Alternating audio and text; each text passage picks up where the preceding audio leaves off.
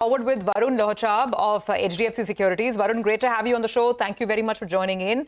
So yes, of course, we want to get your take on earnings season, almost in the last leg. And do throw in a word on some of these chemical companies, specialty chemicals, dyes, pigments, agrochemicals, and whether you have noticed any sort of signs of recovery and whether you are looking favorably at any part of the space. Sure.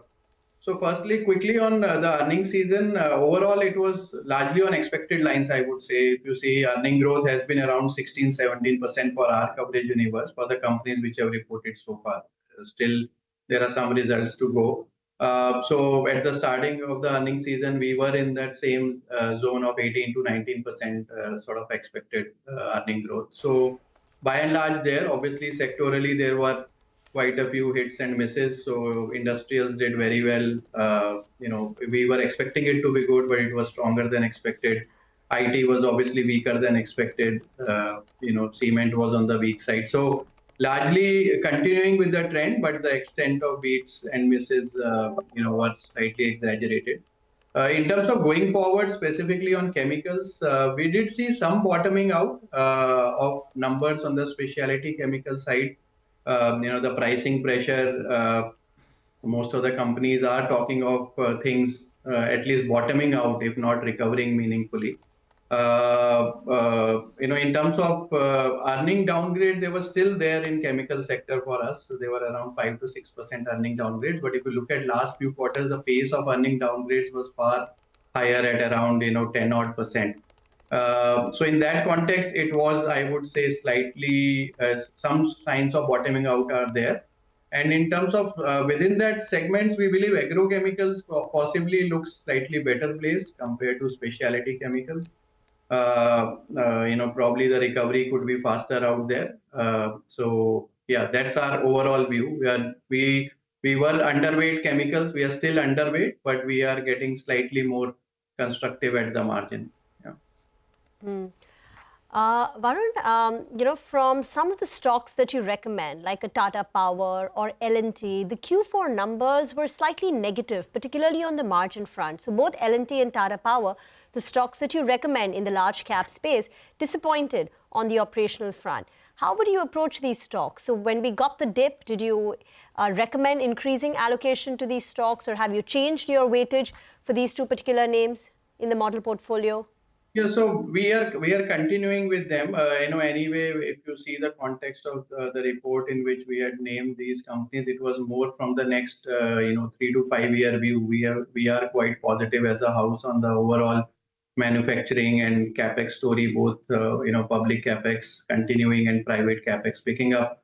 So there are a whole host of stocks. We also like Cummins, but L&T, Tata Power, we believe look good. Tata Power more from the the strong power demand and the transition towards green energy. That again seems a secular theme. So these are 3-5 year stories. You will get these quarters when there will be misses.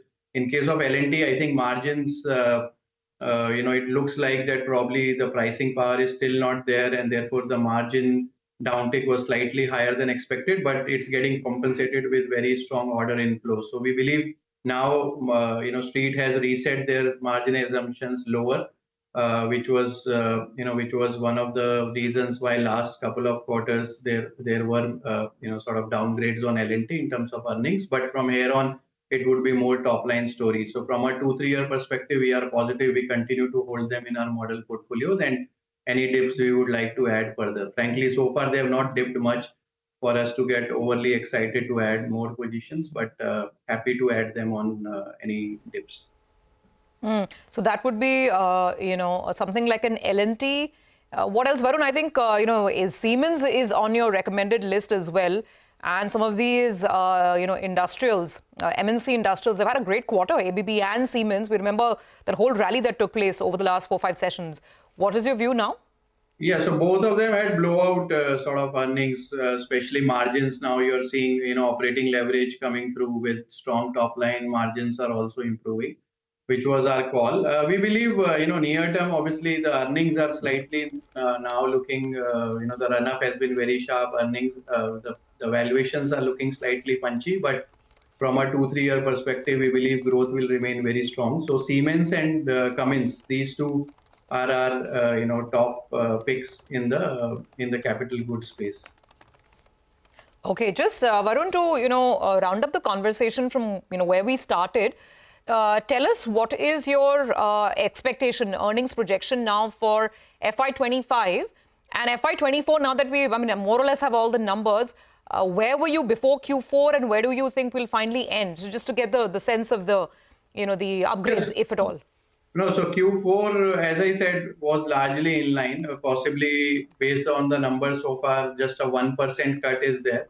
So FY25, we are, at around 13% earning growth for our coverage universe, which is largely unchanged in this quarter. There's a minor 1% kind of a downgrade to our FY25 estimates, but FY26 has seen 2 to 3% upgrade as well. So largely we are in the same ballpark region. 13% earning growth in FY25, which is getting pulled down a little bit by oil and gas. If you X that out, especially the OMC earnings, which were very high in FY24, then possibly we are in the 15% sort of a zone for earning growth for the broader market. And we believe, that will continue in FY26 as well. But we won't be into, the last 4 years has seen 20% plus kind of earning growth for Nifty and broader markets. From those levels, we are going to see some moderation in growth, and therefore, it has to be very bottom up and stock specific, and at a overall index level, maybe returns may not be as high as what we saw in the last years. Got it. So 15%, Nifty 15%, right? Close to that. For FY25, close to 15%. Got it. All right, Varun, thank you very much. Good to have that perspective. Really appreciate you joining us on the show today. That's a view from HDFC Securities coming in. We do have to take a break on that note. Come back on the other side, and all the latest in the commodity markets coming up with Manisha Gupta.